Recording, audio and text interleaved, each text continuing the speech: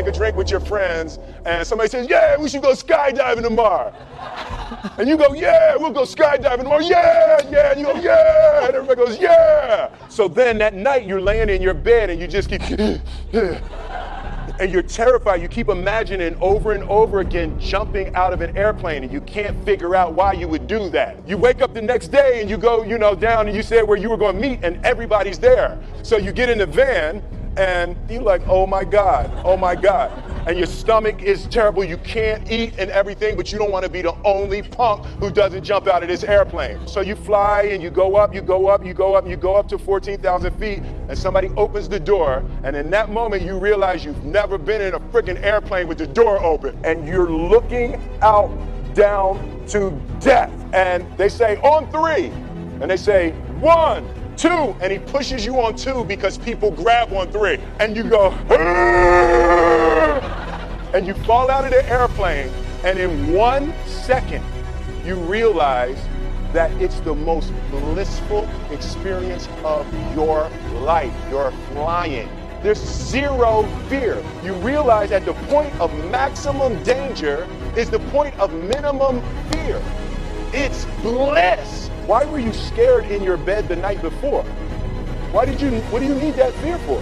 Everything up to the stepping out, there's actually no reason to be scared. It only just ruins your day. The best things in life on the other side of terror, on the other side of your maximum fear, are all of the best things in life.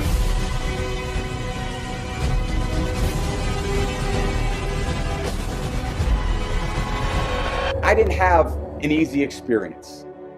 I didn't come in as a top-rated recruit. I didn't come in with the opportunity to play right away. I had to earn it. And you know what the greatest honor I've ever received as a player is? In my 4th year and my 5th year, I was named team captain. That, to this day, is the single greatest achievement I've ever had as a football player. Because the men in this room chose me to lead their team. And these were my best friends. These were the guys that knew that I liked to work, that knew that I loved football, that knew that I loved to play, that knew that I wanted to be the quarterback for Michigan. And all the lessons that I learned here on State Street and in the big house, that's still what I bring to practice today. And after 14 years, I love the game more than I've ever loved it. But where did I learn the love for the game? Where did I learn to practice? Where did I learn to compete? It was sitting in the same chairs that you guys are sitting in today.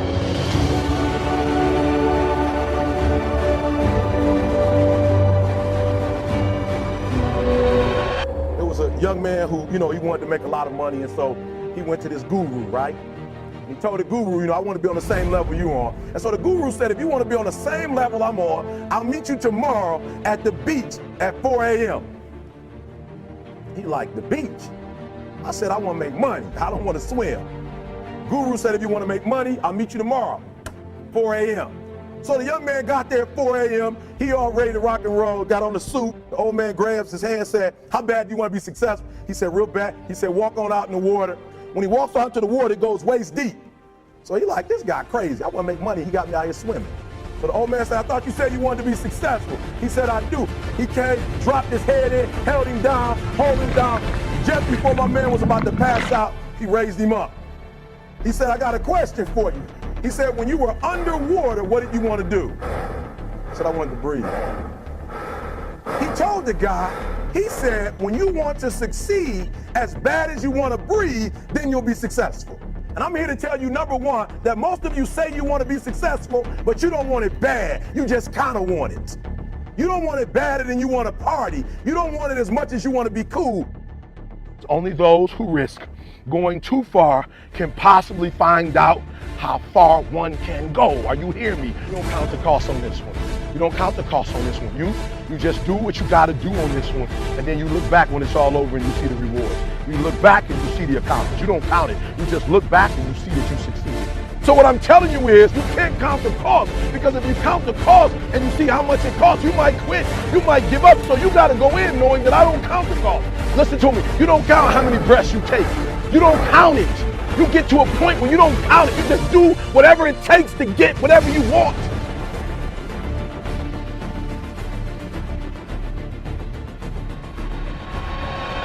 this lion. He's the king of the jungle. Huge mane out there. He's laying down under a tree in the middle of Africa. He's so big. He's so hot.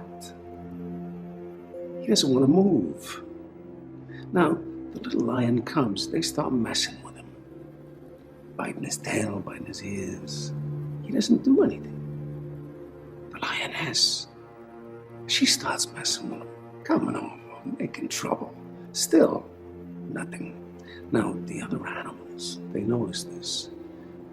And they start to move in. The jackals, hyenas, they're barking at him, laughing at him.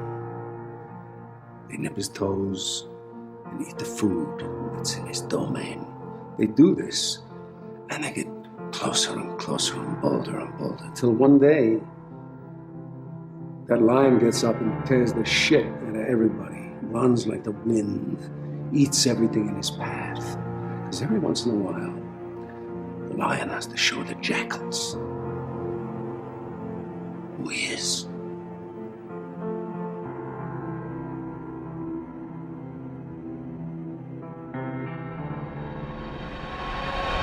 Everything you people have told me, I didn't have the technology, I didn't have the right contacts, I didn't have the time, I didn't have money. Everything you've told me, I didn't have enough Supreme Court justices. Those are resources. And so you're telling me I failed because I didn't have the resources. And I'm here to tell you what you already know. Resources are never the problem. It's a lack of resourcefulness is why you failed. Because the ultimate resources are emotional states. Creativity, decisiveness, passion, honesty, sincerity, love. These are the ultimate human resources. And when you engage these resources, you can get any other resource on earth. Resourcefulness is the ultimate resource. And if you don't have what you want, stop telling yourself the story because you don't have the money, you don't have the time. That's bullshit. It's because you haven't committed yourself where you would burn your boats. If you want to take the fucking island, burn your fucking boats. And you will take the island because people, when they're going to either die or succeed, tend to succeed.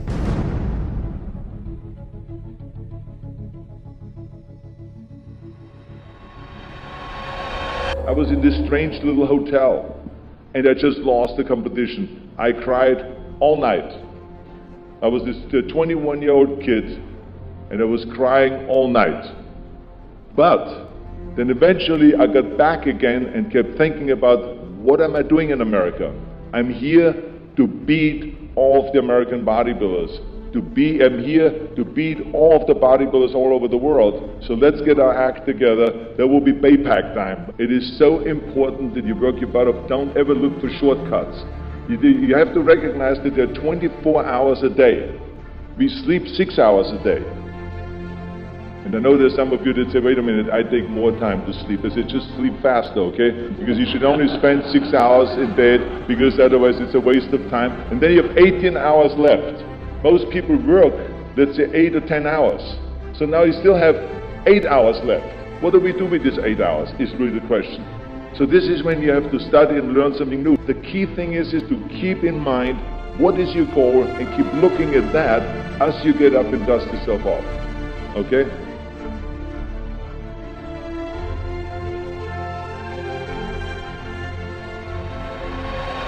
He sleeps on the floor.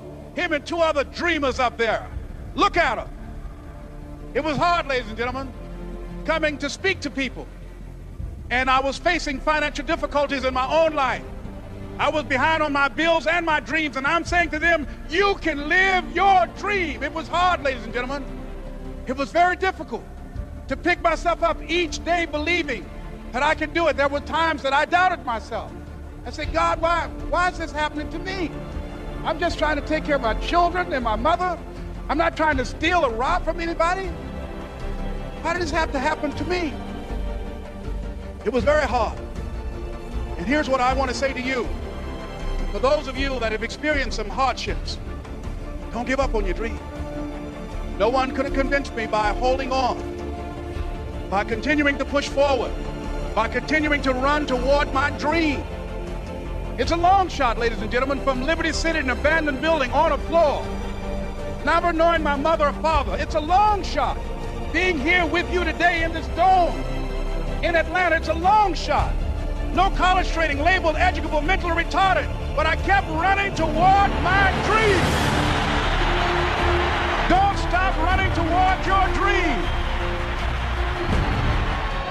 I've had my shares of ups and downs. I've had many struggles. I've had blood clots in both my lungs at the same time, and I lived through tragedies and controversies, and people looked down on me, put me down because I didn't look like them. I look stronger. I've had people look past me because of the color of my skin. I've had people overlook me because I was a woman. I had critics say I will never win another Grand Slam when I was only at number 7, and now here I stand today with 21 Grand Slam titles, and I'm still going.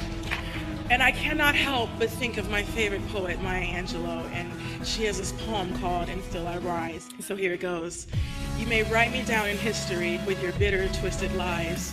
You may trod me with the very dirt, but still, like dust, I rise. Just like moon and suns with the certainty of tides, just like hopes in springing high, still I rise. Did you want to see me broken? Bowed head and lowered eyes, shoulders falling like teardrops weakened by my soulful cries. Out of the huts of history's shame, I rise. From a past that's rooted in pain, I rise. Into the daybreak that's wonderfully clear, I rise.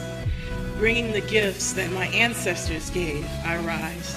I am the dream and the hope of a slave, I rise, I rise, I rise.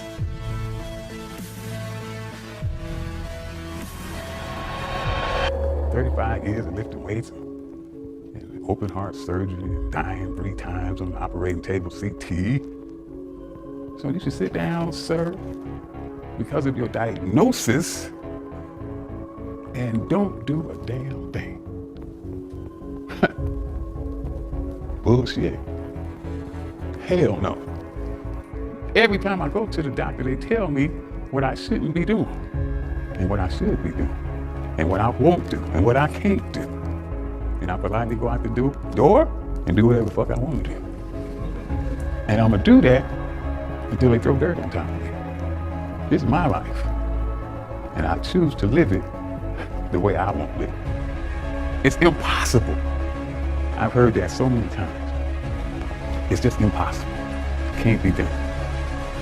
It is impossible until some crazy son of a bitch has the audacity to believe that no matter what the expert or the doctor says, I can still do that shit. Will is the key. Willpower. Anytime that you give your best effort, that you give everything that you possibly can give, that is satisfaction, and knowing that I did my absolute best, I did all I could do. There's victory in that. Remember what you are. Remember what you are. Remember who the fuck you are.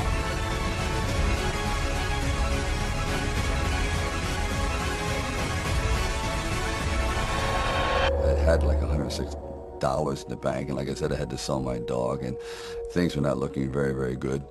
My $40 car had just blown up, so I was taking a bus to work. I had no film history, no real film knowledge. I was just working from, I guess, instinct, and I knew this was like the moment of truth. And they said, "Sylvester, you ready?" I said, "No, but Rocky is." Because so often I had gone to fight films or sporting films. "Yes, we're going to go out there, we're going to knock him out, you're going to win." I said, "No, because I'm not going to win. I'm going to get destroyed. But if I can just be lucid, if I can still be standing on my feet, you know what, then life isn't so bad." And I think, again, symbolically, at the very end of our lives, if we can still say, you know, we were never humbled, we were knocked down, but we got up, and I can say, I lived life with integrity, and I took all the blows, and I still prevailed, I think that's a good epitaph for anyone, and that's what I tried to capture in this film. But more importantly, you can't be alone. To really succeed, no man really is an island. When you find the right components in your life, the right people that gel with you, then you feel as though you're invincible.